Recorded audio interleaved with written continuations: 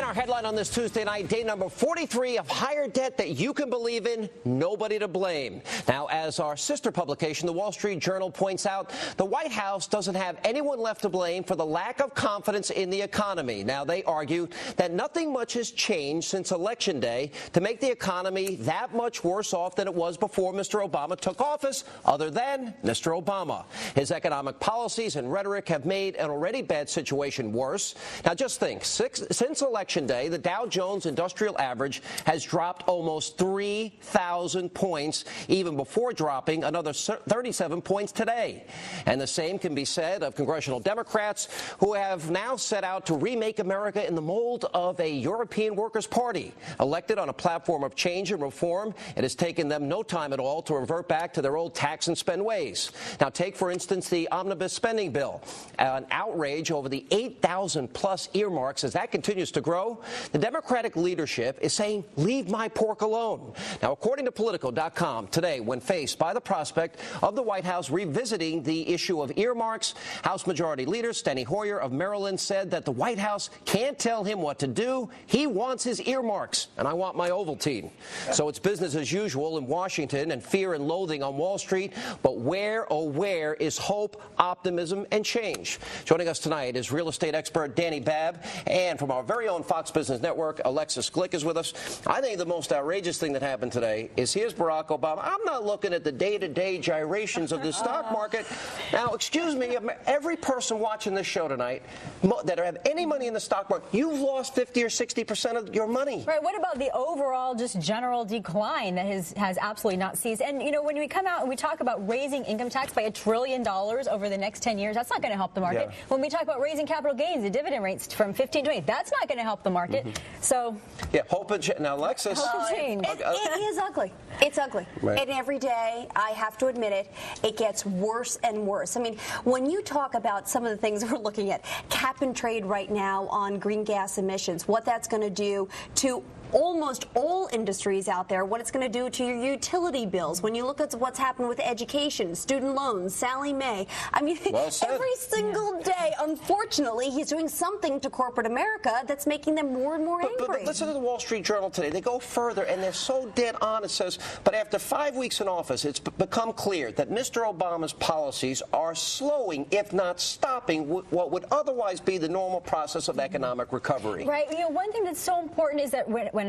an economy goes through any sort of cycle or process, right, the bad things get weeded out over time. That's a good thing. It's painful in the short term. It's beneficial in the long term. We free up resources for companies that are viable. That's not going to happen with this. Right now, small business tax hikes, 2 out of the very first $2 that a small business earns is going to be taxed. You're only going to be able to keep the third. I mean, and this is it's absurd. But even the Congressional Budget Office predicted all of this. Look at Investors Business Daily today. You know, in the months since his election, the index of market value has plunged 30%, slicing, get this, all of you out there, $3 trillion of people's hard-earned money. Okay, gone. It's vanished. Okay, but he doesn't care about the stock market. Okay, here's the deal. Let's be somewhat pragmatic about this, because I'm as outraged as anybody. I'm getting more outraged every single day. Now we're talking about repatriation of funds from overseas operations and what might happen to those tax shelters. Talk about corporate America going and putting their businesses off seas and overseas. Why not do it right now if, in fact, when you bring back in the funds or the jobs here, you're going to be taxed on? It's a whole complicated mess. Here's the bottom line, though. You have the Fed Chairman Bernanke testifying in front of the Hill, and he's saying, look, I didn't want to do what I had to do with AIG. I don't like this. This isn't reasonable. But the bottom line is, here is a Fed Chairman who was President Bush's top economist before he became the Fed Chairman. Right, but wait and he said we do need fiscal stimulus. They did say that. That's TARP 1, that's TARP 2. This is $1.3 trillion, $450 billion omnibus bill with 9,000 earmarks. He's eating $100 pound steak dinners. He's got Earth, Wind and Fire and Stevie Wonder performing while Americans losing their money. Now, I'm sorry, at some point, him talking down the economy to this extent and being so negative is hurting every American. Why can't they start taking some responsibility and caring about the gyrations of the stock market? They absolutely need to. And we've got even Geithner coming out today today and saying that, yeah, this spending problem actually might cause an issue later on down the road. So now we've got within the tax cheat guy within administration, we have some discrepancy there, and we need to stop. I got to be honest. I don't think they know what they're doing, Alexis. Okay, but let's for 1 second, let's look at this. You couldn't measure Reagan's performance, okay, in the course of 5 or 6 weeks. In fact, if you look at what's happening right now, it's very similar to the first year of the Clinton administration. Same unemployment rates, same inflation rates. I'm not saying that we are reliving this. This is a much more difficult situation, and he's trying to tackle one too many things. Let me tell you what the difference is, though. Yes. This is important. Reagan took a proven model, the Kennedy model, cutting taxes, cutting tax rates, being stimulative by believing in capitalism and the free market. He has gone the total opposite direction, which is embracing failed socialist policies. He's embracing the New Deal, and he's embracing a lot of the Clinton administration's plans. Look at what he's doing right now. But here's the issue. Clinton ended welfare as we know it. The era of big government is over. Okay, yes, but he partly did that with the Republican members of Congress. He balanced the budget in 1998 while Republicans were there. So we've got a problem here because, yes, we've got the power of the House and the Senate right now with Democrats who are saying, I'm not going to listen to the White House right now. We've got majority. That's not helping the problem. I agree with you. When you look at some of the pork that's in here, it's a disgrace. But look, my father drove a taxi cab at night. My mom put peanut butter and jelly and baked ziti on the table. There are millions of Americans across this country right now who need a break. And so things like extension of benefits right now, helpful, $8,000 tax credit to buy a home, and my father never went on vacation. They didn't buy new cars. And my father grew up in the Depression.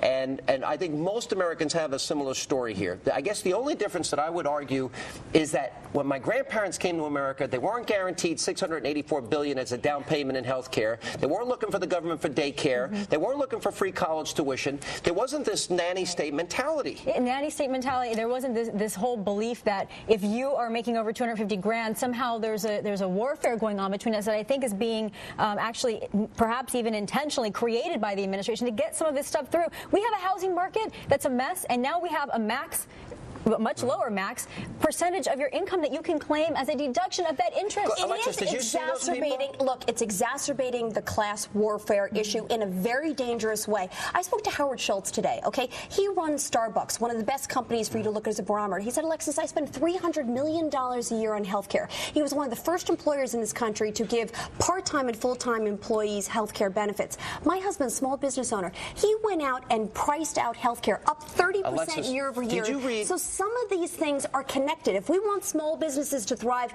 we've got to look at the big behemoth in the room. Healthcare is a disaster. He is robbing from our children and grandchildren. I'm going to tell you, look at those businesses. All the people in the ABC News had an article today. They're all saying they're going to lower their income to below the taxable rate of $250,000. That's bad for business. It's not And incentive. I have healthcare stocks that are dropping because they know that more government interference is going to be bad. Hey, President Obama, are you listening? Are you listening? You better care about the stock market because that's America's retirement. That's how I'm going to end this. It's a great point. Care about people's retirement. Now, President Obama takes a stab at foreign policy by sending Russia, well, to negotiate with Iran for him and illegal immigrants in California who commit multiple crimes. They're not going to go to jail anymore. You won't believe that story. Straight ahead.